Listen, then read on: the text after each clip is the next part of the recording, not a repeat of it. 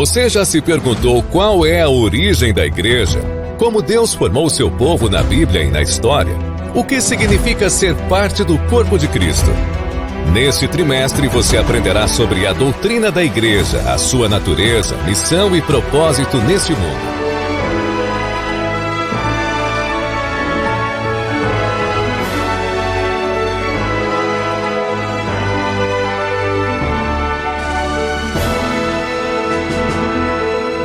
Subsídios.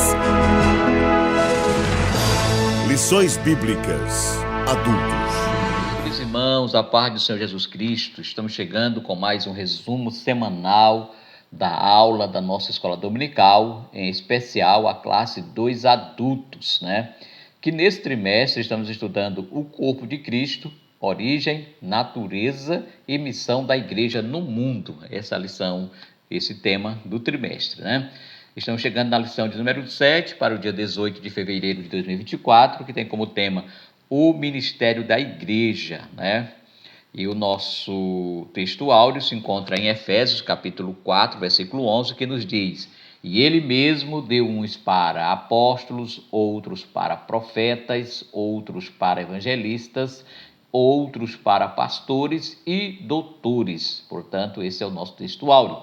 A nossa verdade prática nos diz: os dons ministeriais foram dados com o objetivo de edificar a igreja e promover a maturidade de seus membros, A nossa leitura bíblica em classe se encontra em Efésios, capítulo 4, versículo 11 ao 16, que nos diz: E ele mesmo deu uns para apóstolos, e outros para pastores, e outros para evangelistas, e outros para pastores e doutores.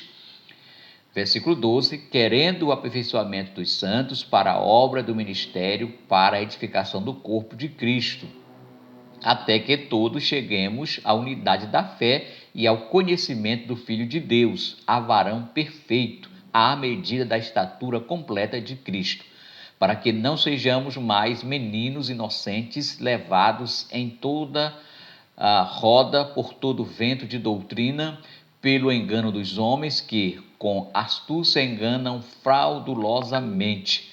Antes, seguindo a verdade em amor, cresçamos em tudo naquele que é a cabeça de Cristo, do qual todo o corpo bem ajustado e ligado pelo auxílio de todas as juntas, segundo a justa operação de cada parte, faz o aumento do corpo para a edificação em amor. Tá certo? Portanto, essa é a nossa leitura bíblica em classe. A nossa lição, querido, ela está dividida em 3 pontos. O primeiro ponto vai falar sobre o ministério sacerdotal de Cristo. O segundo ponto vai falar a estrutura ministerial do Novo Testamento. E o terceiro ponto vai falar as qualificações para o ministério. Portanto, assim está organizada a nossa revista, E o objetivo dessa lição, sem sombra de dúvida, é apresentar a doutrina bíblica do ministério sacerdotal observada na antiga aliança e praticado pelos crentes na nova aliança. Segundo, elencar os cargos ministeriais instituídos na igreja primitiva. Terceiro, explicar as qualificações de natureza moral, social exigida para o exercício ministerial.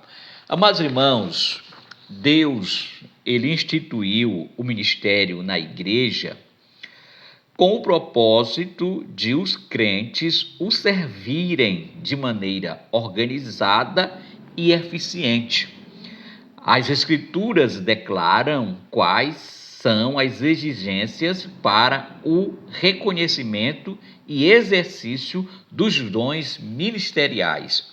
O apóstolo Paulo recebeu do próprio Deus, ou por que não dizer da parte de Deus, a incumbência de instruir por meio das cartas pastorais, Como, por exemplo, 1 e 2 Timóteo e Tito, e sobre a forma como os ministros deveriam se comportar, tanto na relação com a igreja, quanto nas suas perspectivas familiares, a fim de seres exemplos aos demais irmãos. Amados, uma qualidade inerente ao ministério é o serviço. Embora a palavra ministério seja usada para indicar os separados para cumprir um ofício, seja de natureza secular ou religiosa, o exercício dessa função envolve muito mais responsabilidade para com a obra de Deus do que privilégio. Jesus, antes da crucificação, instruiu claramente aqueles que escolheu para que entendesse que o chamado divino para anunciar o reino de Deus teria como base o serviço. O mestre lavou os pés dos discípulos como exemplos de humildade e disse-lhe: ora, se eu, Senhor e mestre, vos lavei os pés, vós deveis também lavar os pés uns dos outros, porque eu vos dei o exemplo para que, como eu vos fiz, façais vós também. Aí João, capítulo 13, versos 14 e 15. Queridos, vemos logo aqui que a orientação aos discípulos aponta, não é, a natureza serviçal do ministério apostólico. E nessa mesma perspectiva, a Igreja do Senhor tem a responsabilidade de levar adiante a mensagem do Evangelho, entendendo que os ofícios que ocupam devem ser cumpridos com compromisso, amor e serviço. De acordo com o dicionário bíblico Wycliffe, editado pela CPAD, página 2006, né? Ele vai dizer o seguinte, que na Bíblia Sagrada os termos serviço e servo são usados no sentido de servir e ministrar. Outra raiz grega geralmente traduzida como servir ou serviço é o diaconeu, que significa servir a alguém. Por exemplo, nós temos o garçom, que serve as pessoas. Tem no Novo Testamento casos claros de Marta, que estava preparando a comida para servir aos seus visitantes, né? E por extensão o termo passou a significar qualquer ministério de ajuda física ou financeira a outras pessoas. O uso mais importante no Novo Testamento está ligado à ministração, ou seja, ligado à diaconia, à ministração do Evangelho, não é? E podemos dizer muito bem isso, que o Senhor, esse ofício foi recebido do Senhor, e não somente isso, mas também direcionado pelo Espírito Santo. Portanto, nós podemos dizer que o resumo do ministério de todo servo de Deus que é chamado, não é, ao ministério, ele deve compreender a natureza de cada ofício. Deus não nos chamou, queridos, para ficarmos inoperantes. Não, de maneira nenhuma, mas para sermos atuantes em sua obra, servindo aos irmãos, sabendo que teremos de prestar contas de tudo que fomos, né, de tudo que fomos chamados a fazer em prol do reino de Deus. Então, todo cristão tem um ministério. E essa lição vai focar claramente sobre isto, tá bom? Queridos irmãos, aqui é apenas um resumo da nossa aula do próximo domingo.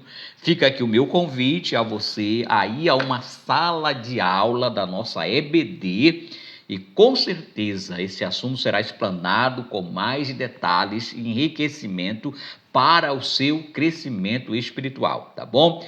Tenham todos uma boa aula, que o Espírito Santo possa envolver cada professor, capacitá-los para a transmissão desta mensagem, bem como possa também abrir o coração de cada aluno para que tenha nesta aula o entendimento profícuo da palavra de Deus. Um forte abraço e até a próxima oportunidade, em nome do Senhor Jesus.